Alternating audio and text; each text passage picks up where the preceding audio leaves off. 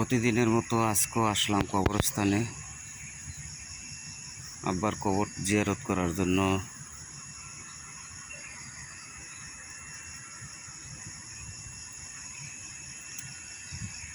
সকালের দৃশ্যটা অনেক সুন্দর।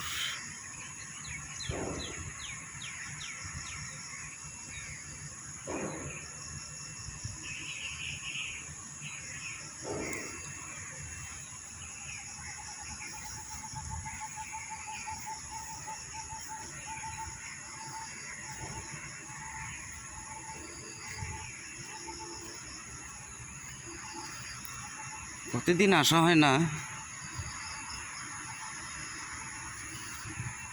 একদিন পর পর আসি,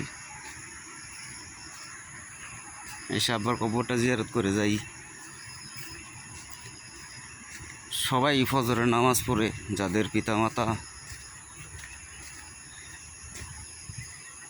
কবরস্থানে শায়িত আছে তাদের জন্য দোয়া করতে আসবেন।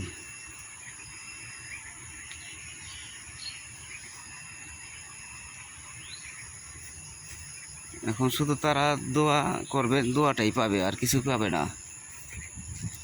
কোনো খাওয়ান চাবে না, কিছুই চাবে না, শুধু দোয়াটা করবেন ওনাদের জন্য।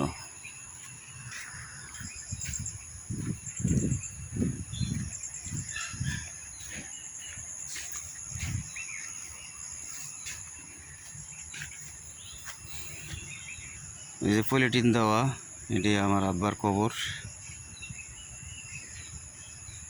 এখনও নেট দেই নেই, দিন। সবাই ভালো থাকবেন, সবাই দোয়া করবেন। আল্লাহ হাফেজ।